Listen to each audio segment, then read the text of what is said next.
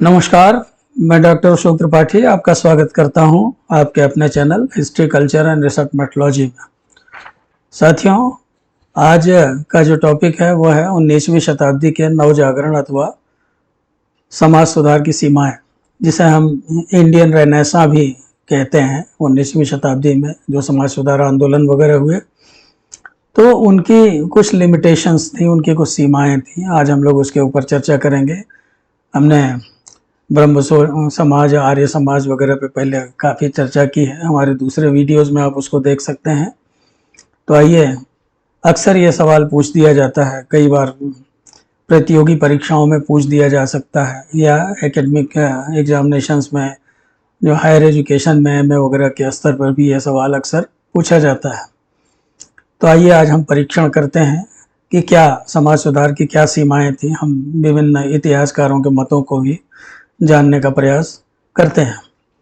पर दोस्तों, जिन्होंने सब्सक्राइब नहीं किया है चैनल को, सब्सक्राइब कर लें और मेरे सब्सक्राइबर्स बढ़ाने में आप लोग मेरी मदद कीजिए और मैं आपकी मदद कर रहा हूं आपकी तैयारियों में। तो आइए चर्चा प्रारंभ करते हैं। 19वीं शताब्दी के धार्मिक व सामाजिक सुधारों के स्वरूप तथा उसके प्रभाव के विषय में इतिहासकारों में मतभेद है। इतिहासकार एक मत नहीं है। सुधारों के संबंध में हाल के कुछ दशकों में हुए शोध कार्य सुधारों के महत्व को कम करने का प्रयास करते हैं। सुधारों को औपनिवेशिक तथा आम आदमी के संदर्भ में देखने का प्रयास किया गया है। इन आंदोलनों के बारे में उत्तरोत्तर बदलते विचारों के संदर्भ में इनके स्वरूप और प्रभाव का आलोचनात्मक अध्ययन करना आवश्यक है, क्योंकि जब हम इनके स्वरूप और प्रभाव के बारे में जानने का प्रयास करेंगे तभी हमें इनकी सीमाओं का भी पता चलेगा कि इनकी क्या लिमिटेशंस थी। तो इस तरह तरह के विचार इनके प्रभाव और स्वरूप के बारे में इतिहासकारों ने दिए हैं, हमें अपने विचार व्यक्त किए हैं। कुछ विद्वानों ने इन आंदोलनों को सामूहिक रूप से भारतीय पुनर्जागरण के नाम से पुकारा है, यानी उन्हें इंडियन रेनेसां कहा है। तो उनके मतानुसार इन आंदोलनों में बुद्धिवाद, विज्ञानवाद, मानवतावाद जैसे कई ऐसे तत्व विद्यमान थे जो यूरोपीय पुनर्जागरण में भी विद्यमान थे, परंतु वास्तव में इन आंदोलनों का दृष्टिकोण क्षद्म वैज्ञानिकता पर आधारित था और मानवतावाद का व्यवहारिक पक्ष बहुत संकीर्ण था। इसमें यूरोपीय रेनेसां या पुनर्जागरण के कई तत्वों का पूर्णतः अभाव था। यदि आपने यूरोप का इतिहास पढ़ा होगा तो आप देखिए, यूरोपीय जो पुनर्जागरण था और ये जो भारतीय पुनर्जागरण था, इनमें थोड़ा अंतर तो अवश्य था। अब जैसे आप देखिए, यूरोपीय पुनर्जागरण क्यों आया, उसके लिए बहुत सारी बातें उसके लिए जिम्मेदार थी, जैसे भौगोलिक खोज, वैज्ञानिक आविष्कार, कला और साहित्य के क्षेत्र में अभूतपूर्व प्रगति यूरोपीय पुनर्जागरण की महत्वपूर्ण उपलब्धियां थी। किंतु भारतीय पुनर्जागरण के में ये सारे तत्व अनुपस्थित रहे।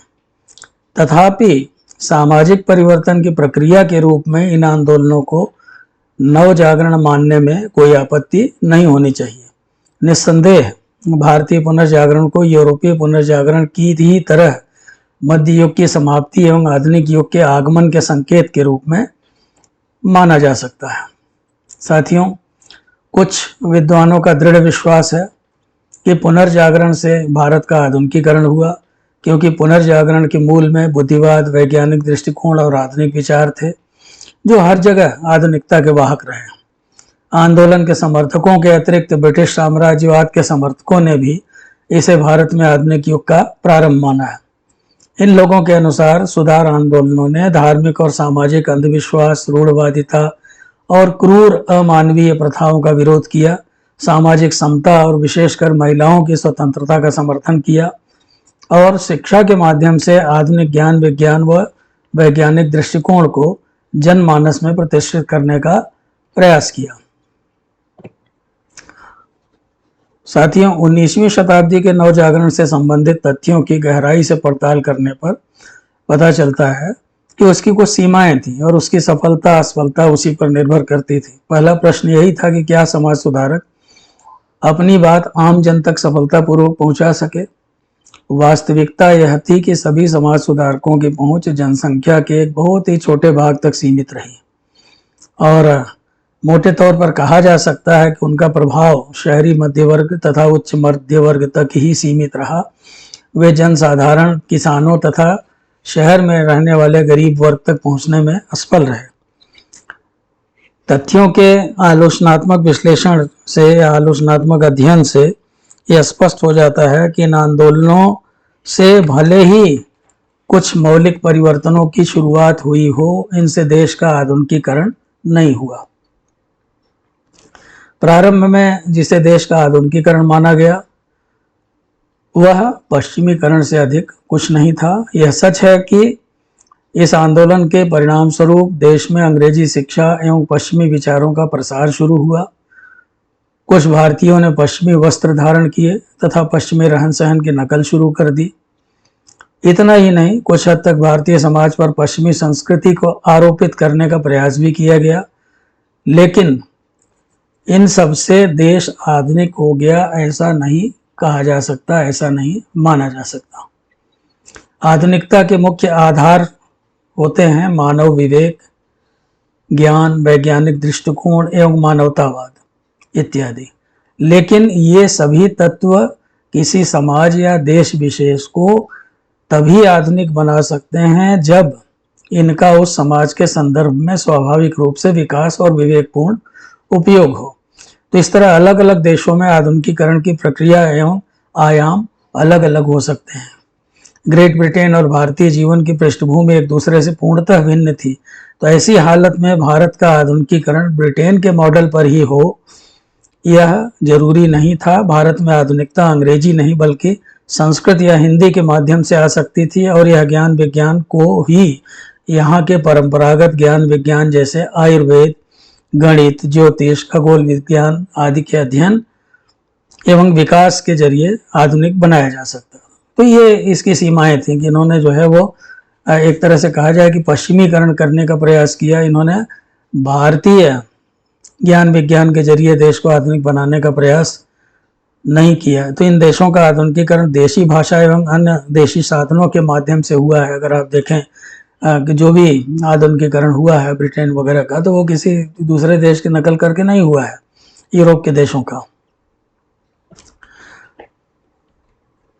तो समाज सुधारकों ने कभी भी सामाजिक या सार्वजनिक आम राय बनाने का प्रयास नहीं किया तथा बहुसंख्य लोगों को सदियों पुरानी सामाजिक बुराइयों से पूरी तरह अवगत नहीं करा सके। वो उन्होंने कहा कि उनके सुधार जो है वो प्राचीन धर्म ग्रंथों के अनुरूप ही हैं। तो कुछ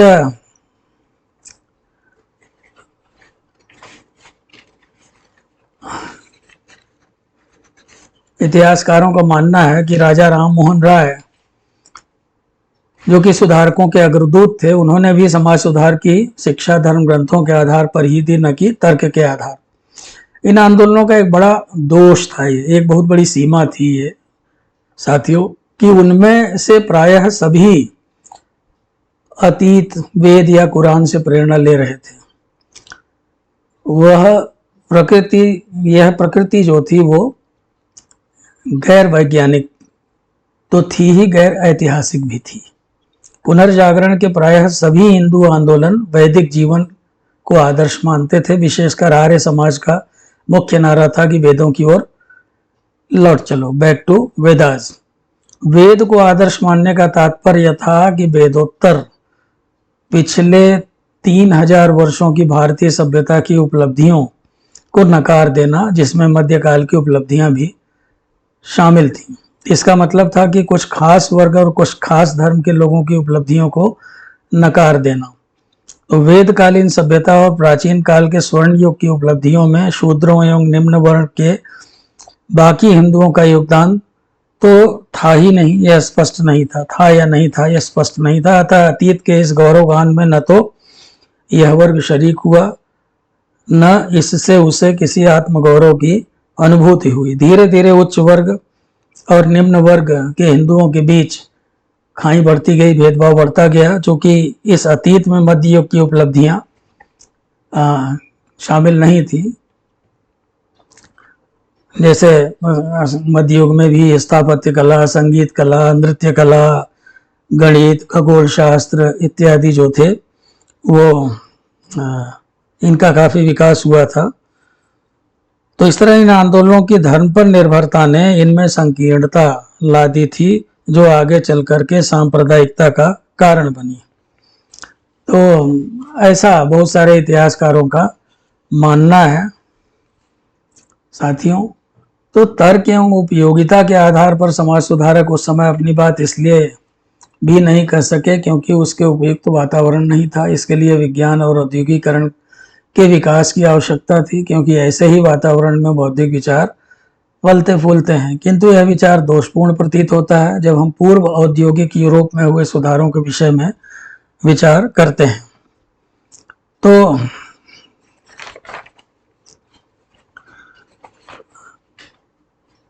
इस तरह से यही कारण है कि संपूर्ण समाज के स्तर पर सुधारों के परिणाम स्वरूप कोई मौलिक परिवर्तन नहीं आया। आंदोलन का वास्तविक स्वरूप मध्यवर्गीय बना रहा और इसका कार्यक्षेत्र मुख्यतः शहर के शिक्षित मध्य वर्ग की समस्याओं से बाहर नहीं जा सका। सुधारकों ने कृषक या आम आदमी तक पहुंचने की कोशिश नहीं की।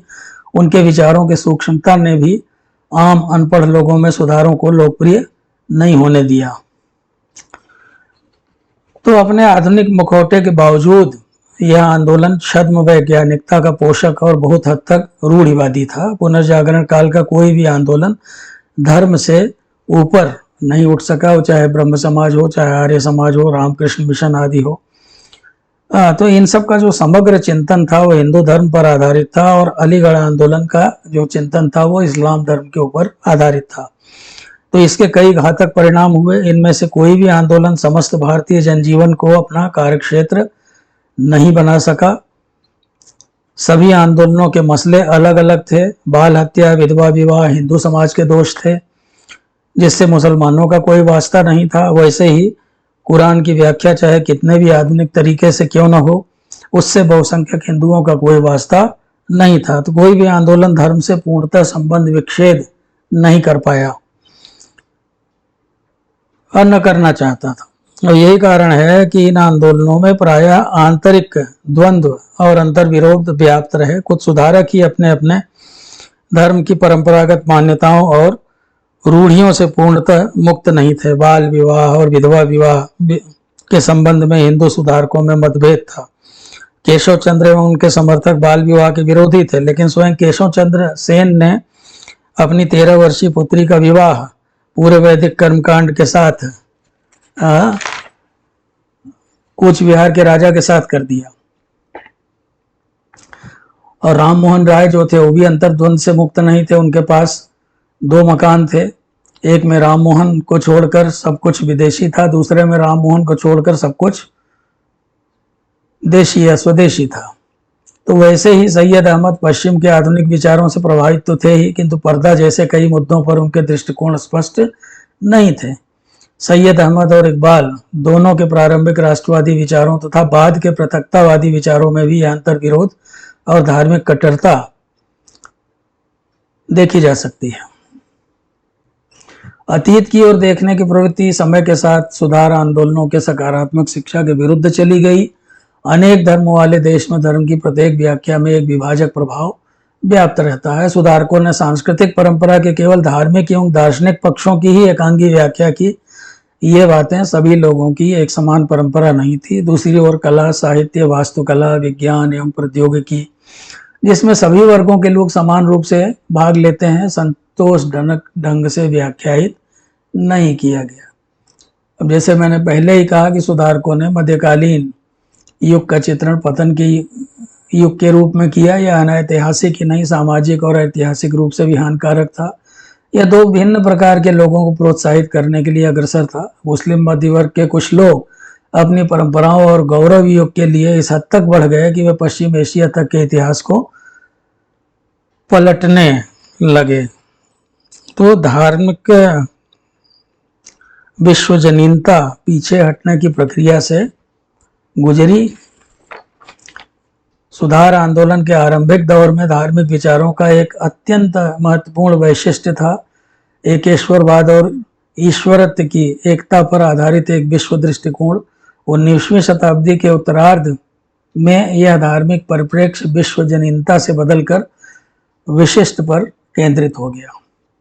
तो इस परिवर्तन की पहली अभिव्यक्ति हमें बंकिम चंद्र में देखने को मिलती है, जिनके अनुसार हिंदू धर्म के महान सिद्धांत सभी युगों और समूची मानवता के लिए हितकर है। स्वामी दयानंद के अनुसार केवल वेद ही ईश्वरीय उद्घाटन और मानवता के सभी ज्ञान, विज्ञान और धर्म के स्रोत हैं। वैदिक निर्देशों पर आधारित हिंदू धर्म ही ऐसा है जिसे समूचे विश्व पर लागू किया जा सकता है। ब्रह्म समाज के अक्षय कुमार के बौद्धिक तर्कों के प्रभाव स्वरूप राम मोहन राय द्वारा प्रवर्तित वेदों की भ्रमात्मक अवधारणा का विरोध हुआ, उसका परित्याग कर दिया गया। तो धार्मिक सामंजस्य पर बल देने के बावजूद वैदिक ऋषियों के निर्णयों पर आधारित धर्म विवेकानंद का आदर्श था और उनके अनुसार हिंदू धर्म ही सभी धर्मों का जनक था। इसी धर्म ने दुनिया को सार्वजनीन सहनशीलता और स्वीकृति का पाठ पढ़ाया था और उन्हें इस धर्म का अनुयायी होने का गौरव था। वो कहते भी थे, गर्व से कहो हम हिंदू हैं। हिंदू, मुसलमान, सिख, पारसी एवं छोटी जाति के हिंदू जो कि सुधार आंदोलनों से प्रभावित थे, अपने आप को अलग वर्ग समझने लगे। दूसरी ओर हिंदू और मुसलमान सामान्य जन जो कि परंपरागत रास्ते पर ही चल रहे थे, सुधार आंदोलनों से अछूते ही रहे। वे अब भी अपने भिन्न भिन्न धार्मिक क्रियाओं का पालन करते हुए मिलजुल कर रह रहे थे।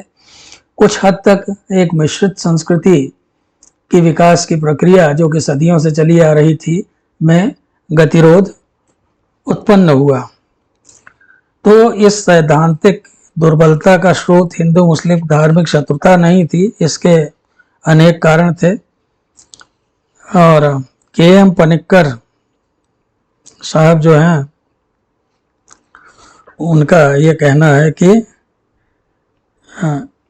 20वीं सदी में यह लक्षण और प्रबल हुआ जिसने सांप्रदायिक सिद्धांत के विकास को और तीव्र किया और इसका नतीजा था भारत का विभाजन। तो साथियों,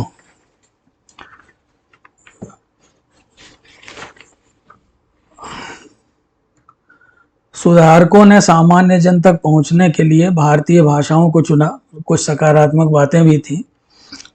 उन्होंने उपन्यास, कविता, कहानी, नाटक, समाचार पत्र एवं 1930 के बाद फिल्मों के माध्यम से भी अपने विचारों का प्रचार प्रसार किया। इसका एक अच्छा परिणाम यह हुआ कि क्षेत्रीय भाषाओं को प्रोत्साहन मिला, किंतु सिक्के का दूसरा पहलू प्रांतवाद, क्षेत्रवाद एवं संकीर्णता के उदय के रूप में दुर्भाग्यपूर्ण रहा। तो इस प्रकार यह आंदोलन अपनी संकीर्णता, धर्म सापेक्ष दृष्टिकोण, सैद्धांतिक अंतर्विरोध एवं ऐतिहासिक संदर्भ में सामाजिक पृष्ठभूमि की यथोचित समझ के अभाव के फलस्वरूप अपने उद्देश्यों में अपेक्षित रूप से सफल नहीं हो पाया। साम्राज्यवादी शोषण और औपनिवेशिक ढांचे के अंदर इस आंदोलन को बहुत ज़्यादा सफलता मिल भी नहीं सकती थी। चूंकि ये सभी आंदोलन मुख्य रूप से उदारवादी थे, अतः पश्चिम के उदारवादी तत्वों से इनका विरोध नहीं था। ब्रिटिश साम्राज्यवाद के भारत में स्थायित्व के लिए यह स्थिति लाभदायक थी। अतः अंग्रेजों ने इन सुधारों और सुधारकों को अपने हित में उपयोग किया। उन्होंने उनका यूज किया, उनका उपयोग किया। आंदोलनों के परिणाम स्वरूप अंग्रेजी शिक्षा और पश्चिमी विचारों का भारत में काफी प्रसार हुआ। इससे देश में एक ऐसा माहौल बन गया जिसमें ब्रिटिश शासन के प्रति विरोध थम सा गया, यानी कि विरोध में वो तीव्रता नहीं रही। तो राम मोहन राय और सैयद अहमद खां सरीखे भारतीयों ने तो अंग्रेजों का समर्थन तक किया। राम मोहन राय अंग्रेजी शिक्षा के बहुत बड़े पक्षधर थे। तो अंग्रेजों ने ऐसे समर्थन का अपने हित में भारतीयों के ही विरुद्ध उपयोग किया। कुछ प्रारंभिक सुधारकों ने ब्रिटिश सरकार की सहायता से सुधारों को लागू करने का प्रयास किया बिना उचित वातावरण की सृष्टि के। इसका भारतीय जनता के मस्तिष्क पर कुछ बुरा प्रभाव भी पड़ा।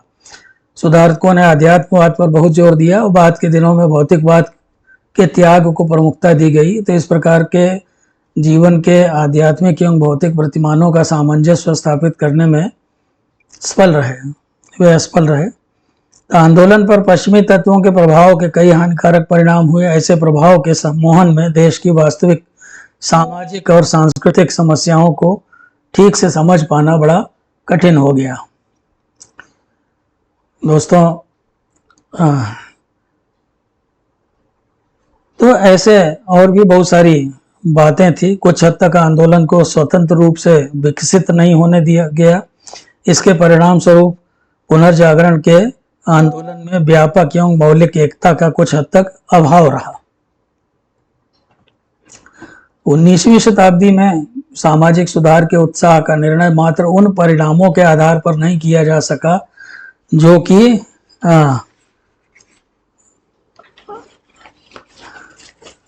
उसने उत्पन्न किए थे।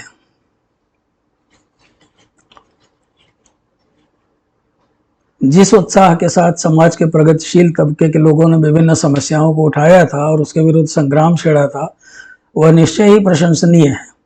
यह कितना कठिन कार्य था, इसे हम इसी से समझ सकते हैं कि स्त्री शिक्षा के अग्रदूतों की दशा बड़ी दयनीय थी।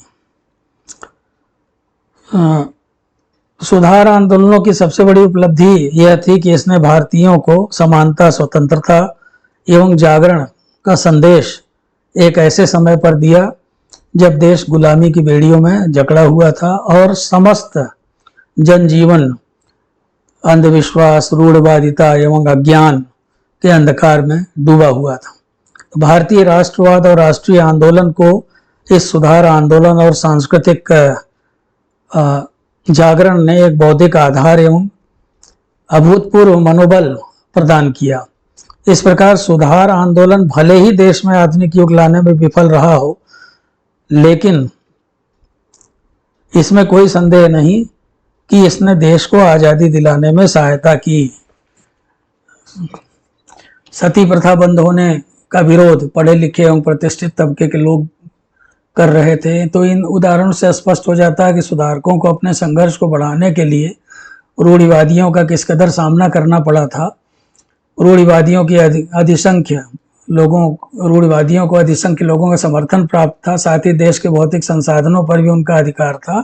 तो ऐसे में समाज सुधारकों द्वारा 19वीं शताब्दी में जो प्रयास किया गया वह निश्चय ही प्रशंसनीय है।